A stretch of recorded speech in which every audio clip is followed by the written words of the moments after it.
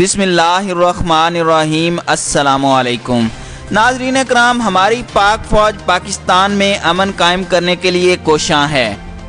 دنیا بھی امن قائم کرنے کے لیے پاک فوج کی دی گئی قربانیوں کا اعتراف کر رہی ہے۔ ناظرین کرام، خطے میں امن قائم کرنے کی کوششوں میں army chief general Qamar Javed Bajwa اہم ترین کردار ادا کر رہے ہیں، اور یہی بات بھارت سے ہضم نہیں ہو رہی۔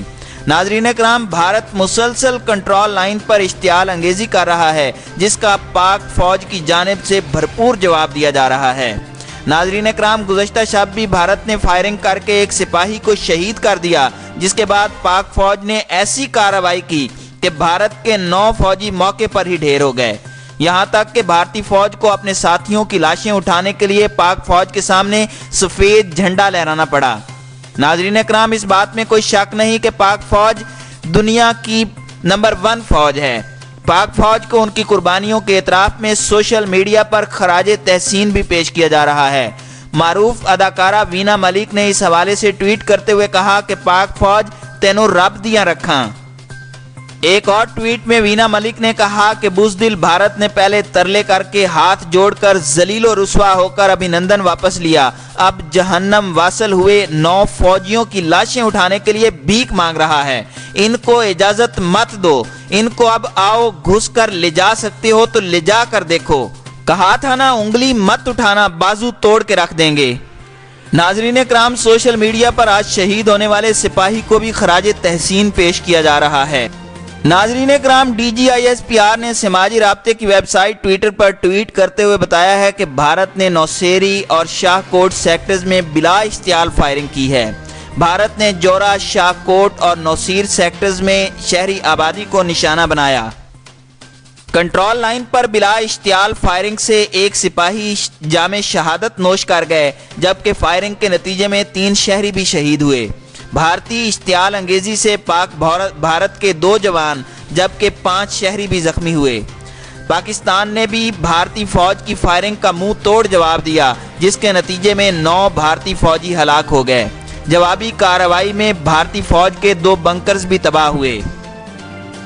ناظرین کرام، خیال رہے کہ رواں ماہ بھارتی فوج نے line of control per firing کر دی تھی، جس کے نتیجے میں ایک خاتون شہید ہو گئی تھی۔ غیر ملکی میڈیا کے مطابق پولیس عہدیدار ذوالقرنین چودھری نے بتایا کہ آزاد جموں کشمیر کے علاقے عباس پور میں گھر کے باہر کھڑی خاتون گولی لگنے سے جاں بحق ہو گئی۔ انہوں نے بتایا کہ یہ فائرنگ بھارت کی جانب سے کی گئی، جس کے نتیجے میں خاتون کو زخم آئے اور وہ جاں بحق نہ ہو سکیں۔ ناظرین کرام، یہ فائرنگ ایک ایسے موقع پر کی گئی جب امریکی سینیٹر کرس وین ہولین اور میگی میسن نے اپنے ساتھیوں کے ہمراہ مظفر آباد کا دورہ کیا، تاکہ وہ جموں کشمیر میں بھارت کے غیر قانونی اقدام کے بعد صورتحال کا جائزہ لینے کے ساتھ ساتھ عوامی جذبات بھی جان سکیں۔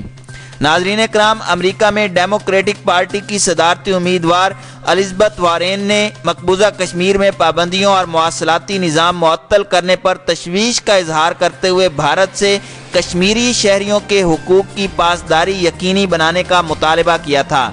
اس سے ایک دن قبل ہفتے کو بھارت نے مقبوضہ کشمیر کی موجودہ صورتحال کا جائزہ لینے کے لیے نئی دہلی جانے والے امریکی سینیٹر کو وادی کا دورہ کرنے سے بھی روک دیا تھا۔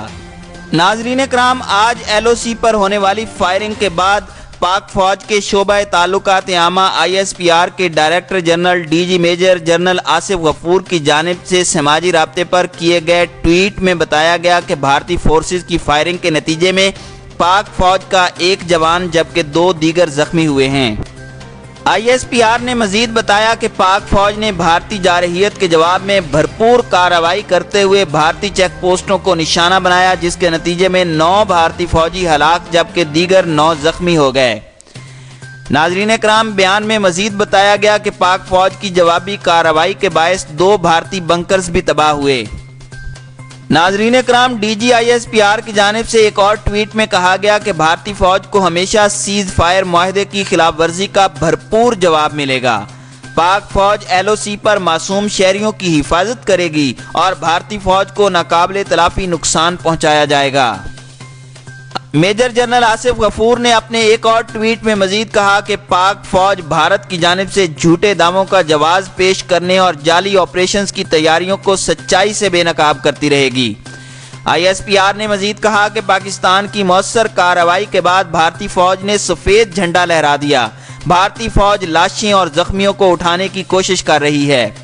ٹویٹ میں مزید کہا گیا کہ بھارتی فوج کو سیز فائر معاہدے کی خلاف ورزی سے پہلے سوچنا چاہیے اور معصوم شہریوں کو نشانہ بنانے سے گریز کرتے ہوئے فوجی اصولوں کا احترام کرنا چاہیے۔